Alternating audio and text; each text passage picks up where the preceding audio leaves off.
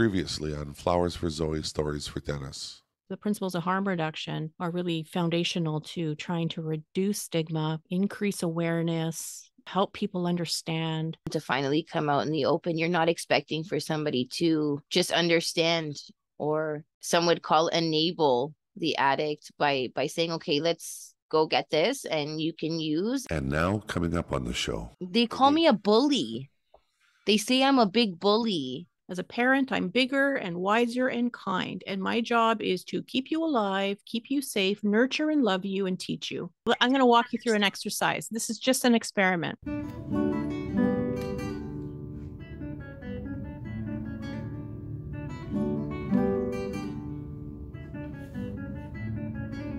On today's show, which is a Zoe's Recovery Diary episode, we discuss parenting after addiction. If you feel activated by anything on today's show, please reach out and talk to somebody.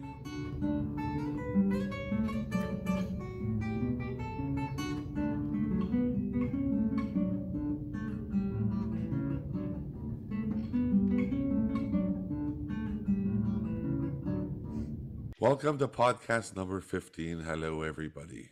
Hi. Hello. So me and Zoe had an interesting conversation earlier today about the kids. The kids are going through this stage where it seems like they're just always disagreeing. No matter what Zoe says, no, it's the opposite. It's so frustrating. It gets me so angry. And it's so illogical too. Like even today, like I got my panties in a bunch, like, and I still feel that way because I'm just so frustrated in specific today. I don't know. That kid is just, I don't know if it's like preteen shit. I don't know if it's puberty coming. I don't know what it is. So today she's like, why do you even take me shopping and buy me certain clothes if you're not going to let me wear them?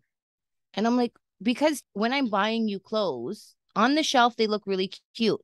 But then I get them home and it's like, no, you can't wear it. And she's like, so why do you buy it for me? And I'm like, well, I don't see it on you before I buy it. So when I get it home and you try it on, I don't like the way it looks and I don't think it's appropriate for you. And then it just goes back to, well, then why did you buy it? And then I have to repeat myself again because I didn't know it was going to look like this on you. And it's just, it's like, it's a cycle. It's the same questions and it's the same answer. And it's the same question and then it's the same answer. And then it's an argument and then it's the same question and then it's the same answer. Like it gets nowhere with them. She doesn't understand, I guess, why I feel the way I do. It's just frustrating. So what would you say are the rules around clothes? Like, because you're right. I think with all people, we tend to fall into patterns, right? And even as you're describing it, it's like, and then I say, and then she says, and then I say, and then she says, and then she challenges, and then I get like, so we go round and round, right? So what are the rules around clothing for your 12-year-old? Like just park her on a shelf for a second. And what are your rules for being 12 when it comes to clothing? Well, usually she's pretty good. No. What are your rules as a mom? Don't park her. Yeah. We know she's pretty good. We know she knows what she likes. She's got her own ideas about what she's ready for, what she's capable of. And she's at a stage of development where it's all about separating from you. So she's attached to you, but she is her own person. So park her for a second because she's still 12. So sit her over there. And like as a mom, what are your rules around what your 12-year-old is permitted to wear? I don't like cleavage. I don't like it. No cleavage. What else? Because it makes her from 12 to 16 at that point, and I don't like it. Yeah. The rule is no cleavage. The explanation as to why, I know why. We're not going to argue with her about that. You don't have to argue with that. You don't have to explain why. Number one, no cleavage. What else? The shortness, the short shorts, short skirts, short dresses. I don't like it. So the length has to be where? At least above the knee. Length above the knee. At least. Okay. Anything else? No, not really. Honestly, as long as they're covered, I'm happy. They do wear crop tops. I'm okay with crop tops. So crop tops, okay. Yeah, I'm okay with that. I'm How are fine with you with like heels or anything like that? um depending. I mean, I don't know. Like there's certain shoes that I would be okay with, like with a little bit of a heel, but like we're not talking stilettos. Like they're not gonna walk out in big woman shoes. Like that's Yeah. just a no. But like little with a little wedge or you know what I'm saying, stuff like that, I'm cool with. Okay. And what about things like messages on clothing? Mm, nothing like I would say nothing provocative, nothing sexual, nothing that promotes smoking or vaping or drinking alcohol. Like that's just a no-no. Like some of my shirts, they promote smoking weed. I won't let her go out to the mall wearing something like that. Around the Hmm. house, cool, whatever, you know, she knows what weed is. But to go out and no, I'm Hmm. no. Okay. And then when it comes to them buying clothes, like what are you looking for in clothes? Are you looking for like school appropriate clothes? Are you looking for clothes that are fun for them? Are you looking for clothes that are warm for winter or Well, like what are the other? in this specific time, Yeah. school appropriate clothes and then at now warmer clothes because of the time of year we got to get warmer clothes together, winter jackets, some you know hoodies, sweaters. And also at the beginning of the school year when it was still a little bit warmer, it was Yeah. all about school appropriate clothes because there's no spaghetti straps at school, there's no tube tops, there's no crop tops, there's no bum shorts there, you know, like there's none of that type of stuff. And I found it really difficult because before school started, all the kids had were crop tops. So I Yeah. was like, oh my God, we have to go and get like a whole new wardrobe just for school. Right. So Okay. So these are your mom rules for your 12-year-old. That's it. No cleavage, length above the knee, nothing provocative or sexual. When we're shopping, we're looking for warmer clothes, school appropriate clothes. Wedges are fine, little heels are fine, crop tops are okay, but I want you to remember there's no spaghetti straps at school. Those are the rules. yeah, you made it sound so good and so Well, simple and easy. what What about her about them? feelings? She can have them. She can have all kinds of feelings. But when we're parenting, it's like mom and child. Now, it's not to say that her feelings are not important, but this is not a reciprocal relationship. As a parent, you're bigger and wiser and kind. As a parent, I'm bigger and wiser and kind. And my job is to keep you alive, keep you safe, nurture and love you, and teach you. And you're not always going to like me and you're not always going to understand. So when I deliver this message, I'm going to deliver it with kindness and I'm going to say, okay, we've had a lot of squabbles about clothes. I know that there's things that you really like, and I want you to always wear clothes that you really like. So here are the 3 rules: no cleavage, and the length has to be above the knee. And when we're shopping, I want you to think about warmer clothes and school appropriate clothes. That's the guideline, and I will support you. When you love something, I'm going to try to love it too. And if it doesn't meet the rules, then you're going to hear me say no. And that's why. Period. And what happens is they won't always like what we say. But if you Mm-hmm. deliver it with kindness and you say, look, I'm not going to argue with you. You're 12 and I'm your mom, and these are the rules. And when you're 15, you're going to have different rules. But right now you're 12, and these are the rules for a 12-year-old. I like it. And I then, like it a lot. sometimes it reduces all the arguing, right? Because Mm-hmm. she's challenging you. So you want to just kind of like let that go, be like, I'm not going to touch that. Mm-hmm. I'm not going to argue. I'm not going to touch that. And if you have big feelings, that's okay. Yeah. You can say, I don't agree. I accept that. You don't agree. Yeah. You don't agree because you don't want me to tell you what to wear. And you think that you should be able to pick whatever you want. And you don't like me being the boss of you. Right. And she Yeah. might be like, yeah. And you're like, I get it. And these are still the rules. Yeah. So you know, if our kids don't like what we're saying, it doesn't mean that they don't love us. They don't lose respect for us. In fact, the opposite is true, right? The opposite is true. They just know that, mom's the final word, right? And oh, I don't know. I like it, but my mom will never let me wear that. And that's kind of what you want with a 12-year-old. They do say that. They say that all the time. They call me a bully. They say I'm a big bully. Well, what makes you a bully to them? If I say no, I'm a bully. If I speak my mind, I'm a bully. If I say something she doesn't like, I'm a bully. Okay, so here, I'm going to walk you through an exercise. This is just an experiment. So I want you to imagine you say, I can understand why you think I'm a bully because, like, fill in the blank, like just make it up. I can understand why you think I'm a bully because I'm right and you're wrong.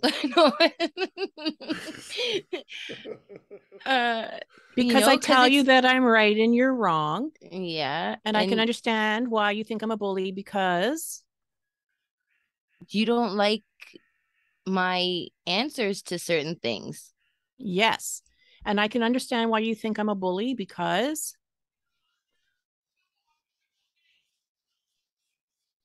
maybe I yell sometimes. Beautiful. I can understand why you think I'm a bully because I yell sometimes. And I tell you that I'm right and you're wrong. And I tell you, what was that other thing? You don't like what my answers are to certain things. Yeah. And that's, you know what, when you do that, what you're doing is you're validating her experience and you're saying, I see you, kid. You think I'm you're calling me a bully because I yell sometimes, I get all hot-headed and I tell you that I'm right and you're wrong, and I tell you what you can wear and what you can't wear, and you don't like that. And I also want you to know that these are even though you don't like that, when I say these things to you, it's not to be mean. It's not, I don't want to be a bully in your life. I'm being your mom. And I know that there's certain rules that are important when you're 12. And one of them is the no cleavage. And the other one is the length of your clothes. Yes. And that part's not going to change. But, I'm going to, maybe we come up with the rules. And then when you go shopping, you'll know what the rules are. And then you pick out your stuff according to the rules. Yeah, I like that.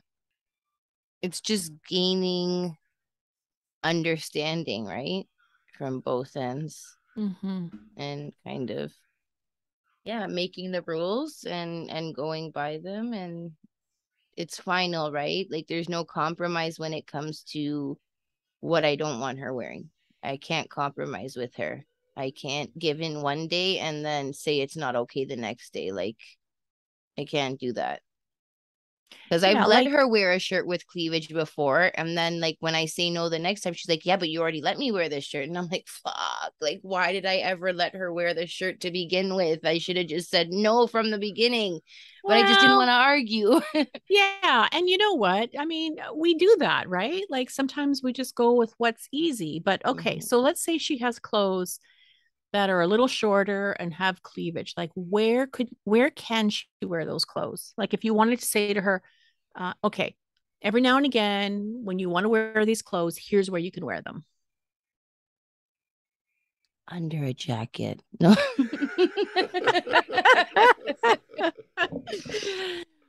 I don't know where I would say that's okay to. I mean, you know what, like how I got to her today about the whole cleavage situation and everything. I'm like, okay, minus everything else. I said, that shirt, I said, would you pick that shirt to wear to your dad's house when you go to visit him? She's like, no. I'm like, well, why not? She's like, because I just wouldn't wear something like that to my dad's house. I'm like, why? Because it's inappropriate. And she smiled and put her head down. And it's like, see, that's what I mean. If you wouldn't wear it to your dad's house, why would you want to wear it somewhere else? What is so appealing to that shirt, but you know you wouldn't wear it to your dad's house because he wouldn't like it? It's inappropriate. Why? Yeah. Like, so you just proved right. My point right. Yeah, you're right. You're absolutely right. And I agree with you. And Daniel probably agrees with you. And most other adults and parents would agree with you. when it comes to a 12-year-old, developmentally, their job is to not be like you. They're like, I love you, you're my mom, and I want to be with you, but I'll never let you know that I want to be like you, because my developmental task is to not be like you. I need to have my own thoughts, my own opinions. I'm going to disagree with you. And that's a really important developmental task. So you might say to her, look, I get it. You probably have some clothes that you really like to put on. And you know what? You can put those clothes on and be in your bedroom. And you can put those clothes on and hang out with your sister. But you're not permitted to take selfies in those clothes and send them anywhere. Agree. But you can wear them in the house. You can enjoy the clothes that you have, and you can enjoy your body in them. Those things are all okay. But you can't wear them to school. You don't wear them to your dad's house. You don't wear them walking around the mall. The mall. Nothing like that. And the good news is, when you're 18, you can wear whatever you want. It's very, very right. agreed. So from 12 to 18, mom's the rules. You don't have to like them, but you got to abide by them. And hey, by the way, you're a great kid, and I think your fashion style is really excellent. But honestly, I mean, you try that out with her. Like, it's incredible how that works, right? Yeah, so she calls you a bully, and you're like, okay, I'm a bully because you should see me when she calls me a bully, Auntie Laura. I get so mad. As Daniel, I'm like, how am I a fucking bully? How? I do everything for you. I say yes to everything. Why am I a fucking bully? I get so upset. So when they say bully, right, it's like, who knows what it is, right? But if you try that formula and you're like, okay, you feel like I'm a bully because, try to find 3 reasons, and try to find 3 reasons that she agrees with, right? Because, again, she's 12. So she thinks like a 12-year-old. She's got a 12-year-old brain. Her brain is in development till she's like 23 years old. Wow. So we still have a long way. We have another about 11, 12 years to go. Yeah. And then it's all downhill from there. But God. Crappy kids. But bigger, wiser, kind. Bigger, wiser, kind. Right? I like that. So I like that. That's really good. I'm bigger than you. And I'm going to impart wisdom. Not that I'm going to like tell you I'm being wise, but like, I'm bigger than you. I'm your mom. I make the rules, and I love you. And these rules are because they're important. These are the rules that most 12-year-olds have at home, and you have them too.